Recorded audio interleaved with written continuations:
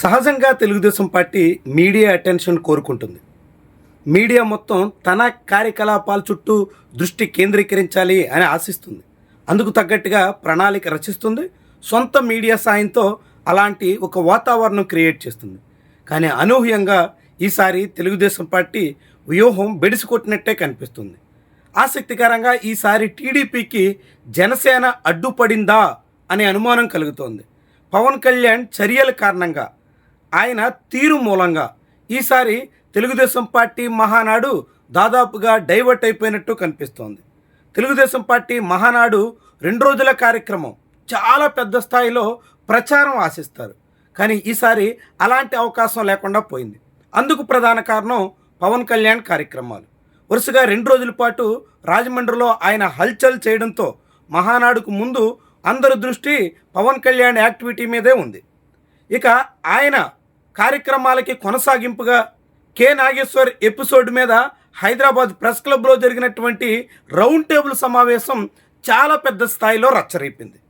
Print media, electronic మీడియాలో TDP అనుకూల ఛానళ్ళు, సంస్థల బలం పెద్దది కాబట్టి కొంత మహానాడికి అవకాశం దక్కింది.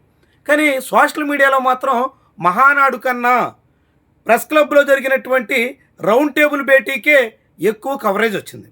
దానికి మించి జగన్మోహన్ రెడ్డి మహానాడు ప్రారంభోత్సవం రోజే నిర్వహించినటువంటి తన పార్టీ ముఖ్య నేతల సమావేశం కూడా చాలా వరకు మహానాడిని కబ్జా చేసేసింది.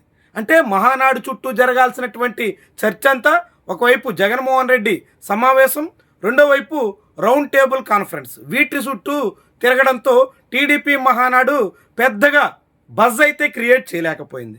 ఇక రెండో రోజు కూడా రౌండ్ టేబుల్ మీటింగ్కి వ్యతిరేకంగా జనసేన పార్టీ నేతలు నిర్వహించినటువంటి ప్రెస్ మీట్ చాలా మేరకు హల్చల్ చేసినట్టుగా చెప్పాల్సి ఉంటుంది. ఇలా మహానాడు కార్యక్రమం చుట్టూ మొత్తం అందరి దృష్టి ఉండాలని ఆశిస్తే ఇతర వ్యవహారాలన్నీ దాదాపుగా డైవర్ట్ చేసినట్టు కనిపిస్తుంది. ఇలాంటి ఎత్తుగడను చంద్రబాబు అనుసరిస్తారు. చంద్రబాబు ఎప్పుడైనా తన కార్యక్రమాలకు ఎవరు అడ్డు రాకుండా చూసుకోవడంతో పాటుగా ఇతర తన ప్రత్యర్థి నేతలు సాగించేటువంటి కార్యక్రమాలని హైజాక్ చేసేందుకు, అలాంటి కార్యక్రమాల్లో తన ప్రమేయం చాటుకునేందుకు పోటీ కార్యక్రమాల నిర్వహణకి ప్రాధాన్యత ఇస్తారు. అలాంటిది ఈసారి మహానాడికి పోటీగా జగన్మోహన్ రెడ్డి రంగంలోకి వచ్చారు. జగన్మోహన్ రెడ్డి తన పార్టీ కార్యక్రమంలో చాలా కీలకమైనటువంటి అంశాలకి పూనుకున్నారు. అందులో 2 ఏళ్ల వెన్నుపోటు సంబంధించినటువంటి బుక్లెట్ ఆవిష్కరణ దగ్గర నుంచి స్థానిక ఎన్నికల్లో అన్ని చోట్ల అభ్యర్థులు ఉండి తీరాల్సిందే అంటూ తన పార్టీ నేతలకు పిలుపునివ్వడం వరకు కీలకమైనటువంటి అంశాల మీద ఆయన ప్రకటనలు చేశారు. దాంతో చాలా వరకు సోషల్ మీడియాలో జగన్మోహన్ రెడ్డి కామెంట్స్ మీదే రచ్చ అయితే నడిచింది. ఇక దానికి తోడు హైదరాబాద్లో జరిగినటువంటి ఎపిసోడ్ అయితే టీడీపీ మహానాడిని కార్నర్ చేసేసిందనే చెప్పాల్సి ఉంటుంది. ఇలా తెలుగుదేశం పార్టీ ఆశించిన దానికి భిన్నంగా పరిణామాలు ఉండడం చాలా ఆసక్తికరమైనటువంటి విషయం. ఇన్నాళ్ళుగా మీడియా అంతా తమ చేతుల్లో ఉంది కాబట్టి తాము ఏది ఎజెండాగా పెడితే, తాము దేన్ని ముందుగా హైలైట్ చేస్తే అది మాత్రమే జనాల్లో చర్చనీయాంశంగా మారుతుంది అన్నది ఆశించినటువంటి అంశం. కానీ అనూహ్యంగా ఈసారి టీడీపీ పెద్దలు ఆశించిన దానికి భిన్నంగా, టీడీపీ అనుకూల మీడియా కోరుకున్న దానికి విరుద్ధంగా సోషల్ మీడియా కారణంగా ఇతర అంశాలే హైలైట్ అయ్యాయి. వాటి చుట్టూనే బజ్ అయితే నడిచింది. అవే సోషల్ మీడియాలో ఎక్కువ ట్రెండింగ్ అయినాయి. దీంతో మారుతున్నటువంటి పరిస్థితులు తగ్గట్టుగా దీన్నంతా మనం చూడాల్సి ఉంటుంది. ఒకవైపు రాష్ట్రంలో రాజకీయ పరిణామాల కారణంగా తెలుగుదేశం పార్టీ కార్యకలాపాల మీద ప్రజల్లో పెద్ద ఆసక్తి అయితే కనిపించట్లేదు. అదే సమయంలో ఆ పార్టీ శ్రేణుల్లో కూడా అంతంత మాత్రపు స్పందనే ఉంది అనే దానికి అనేక చోట్ల ఖాళీగా కనిపించినటువంటి మహానాడు వేదికలే సాక్ష్యంగా చెప్పాల్సి ఉంటుంది. ఇక తెలుగుదేశం పార్టీ శ్రేణులే అంత నిరాసక్తితో ప్రదర్శిస్తే ప్రజల్లో ఆసక్తి ఉంటుందని మనం ఆశించలేం.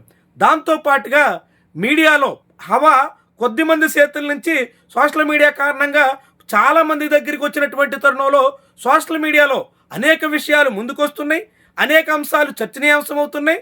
దాంతో కె నాగేశ్వర్కి మద్దతుగా నిర్వహించినటువంటి ఎపిసోడే నిన్న ఈరోజు పెద్ద స్థాయిలో హాట్ టాపిక్ అవుతుంది.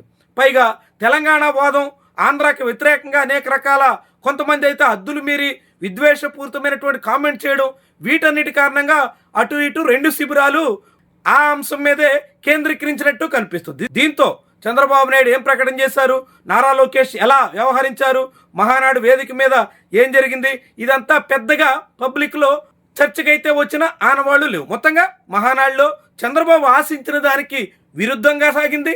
చివరికి మీడియాలో కూడా ఆయన కోరుకున్న దానికి భిన్నంగా నడిచింది. మొత్తంగా ఆశించిన ఫలితాన్ని అయితే ఈసారి మహానాడు ఇవ్వలేదనే చెప్పాల్సి ఉంటుంది.